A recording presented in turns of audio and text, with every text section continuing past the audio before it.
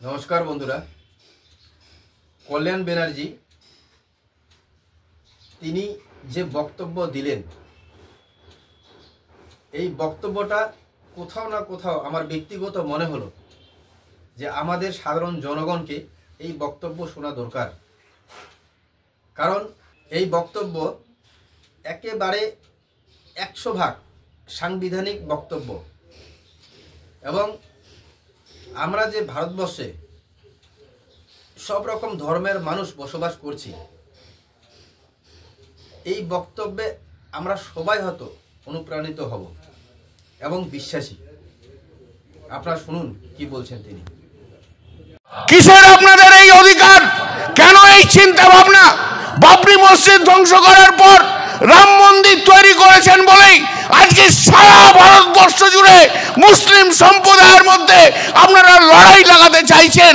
মুসলিম সম্প্রদায়ের সমস্ত সম্পত্তি অধিকারকে আপনারা নিয়ে নিতে চাইছেন।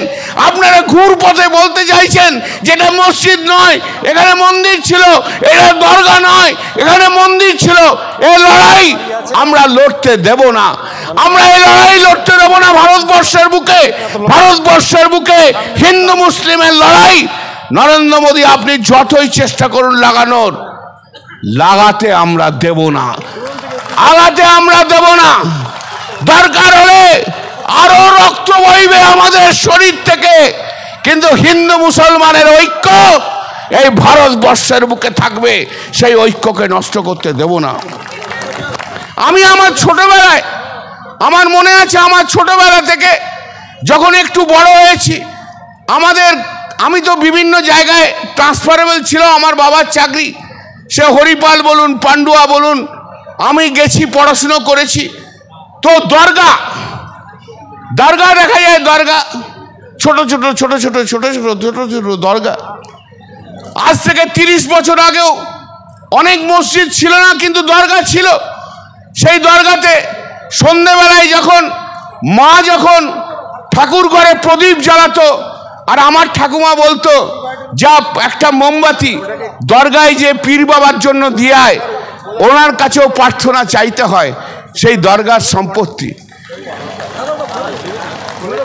এই তো সিকিউরিয়ার ছোট থেকে যে বড় হয়েছে এইভাবে, আজকে সেই চিন্তা ভাবনা থেকে সরে যাব কি করে?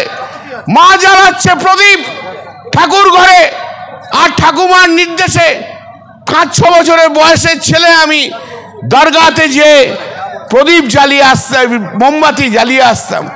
আমরা এতটাই বিশ্বাস যে দরগাতে যে পীর বাবার, ওখানে পীর বাবাকে দেখি আর না দেখি, দরগাতে যে মাথা ঠেকালেই সমস্ত কিছু আমাদের ভালো হয়ে যাবে, এই বিশ্বাস নিয়েই তো আমরা বড় হয়েছি। আজ ভারতবর্ষের বুকে কত দরগা রয়েছে বলুন তো? সেই কটা দরগায় আজ কাগজ আছে বলতে পারেন? আজ আপনি এমন একটা আইন নিয়ে আসছেন, সেই দরগাকে তুলে দিয়ে বলবেন এটা ওয়াকফ প্রপার্টি নয়, এটা মসজিদ নয়, এটা অন্য প্রপার্টি, ওয়াকফ প্রপার্টি নয়। হতে পারে কখনো? 100 বছর ধরে যে সমস্ত প্রপার্টি ওয়াকফ প্রপার্টি হিসেবে আজকে গণিত হয়ে এসছে, আমরা জানি যেখানে এখানে মসজিদ আছে, এখানে দরগা আছে, এখানে মুসলিম ইনস্টিটিউট আছে, এখানে মুসলিম হসপিটাল রয়েছে। আজ তাদের কাগজ থাকুক আর না থাকুক, আপনি বাই স্ট্রোক অফ পেন আজকের এই বিল অনুযায়ী তার অধিকারকে কেড়ে নেবেন, এটা কি কখনো হয় নাকি? এটা কখনো বাস্তব হয়? মেনে নিতে পারি আমি। বছরের পর বছর ধরে রয়েছে, তাই তো কখনো হস্তক্ষেপ করেননি। আজকে কেন হলো? কেন এমন হলো? কিসের আপনাদের এই অধিকার, কেন এই চিন্তা ভাবনা? বাবরি মসজিদ ধ্বংস করার পর রাম মন্দির তৈরি করেছেন বলেই আজকে সারা ভারতবর্ষ জুড়ে মুসলিম সম্প্রদায়ের মধ্যে আপনারা লড়াই লাগাতে চাইছেন। মুসলিম সম্প্রদায়ের সমস্ত সম্পত্তি অধিকারকে আপনারা নিয়ে নিতে চাইছেন। আপনারা ঘুরপথে বলতে চাইছেন যেটা মসজিদ নয়, এখানে মন্দির ছিল, এটা দরগা নয়, এখানে মন্দির ছিল। এই লড়াই আমরা লড়তে দেব না, আমরা এই লড়াই লড়তে দেব না। ভারতবর্ষের বুকে হিন্দু মুসলিমের লড়াই নরেন্দ্র মোদী আপনি যতই চেষ্টা করুন লাগাতে আমরা দেব না, আগাতে আমরা দেব না।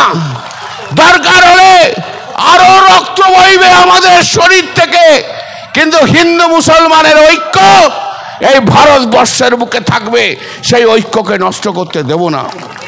শুনলেন আপনারা কল্যাণ ব্যানার্জির এই সুন্দর বক্তব্য, এবং ধর্ম নিরপেক্ষতা যে বক্তব্য হয় সেই বক্তব্যই তিনি দিলেন, এবং সম্ভবত এই ওয়াকফ বিল নিয়েই কিন্তু তিনি এই বক্তব্য দিলেন।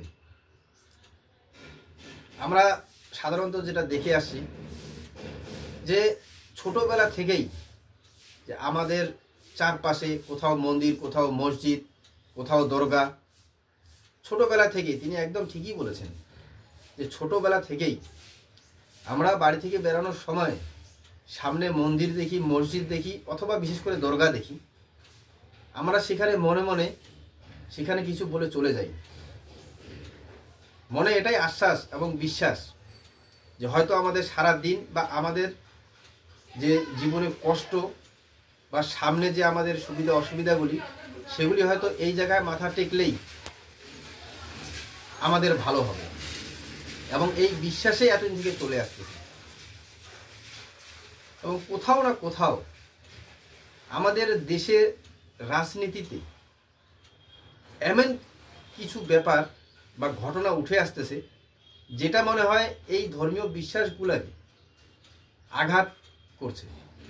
কারণ আমি আমার আগের ভিডিওতেও বলছি যে কোথাও না কোথাও আমাদের সাধারণ জনগণকে বোকা বানানো হয়। যখন ভোট আসে ইলেকশনের সময় আমাদেরকে নানা অজুহাতে নানা ডেভেলপমেন্টের কথা বলে আমাদের কাছে ভোট নেওয়া হয়, সে রাজ্যে হোক বা দেশেরই হোক।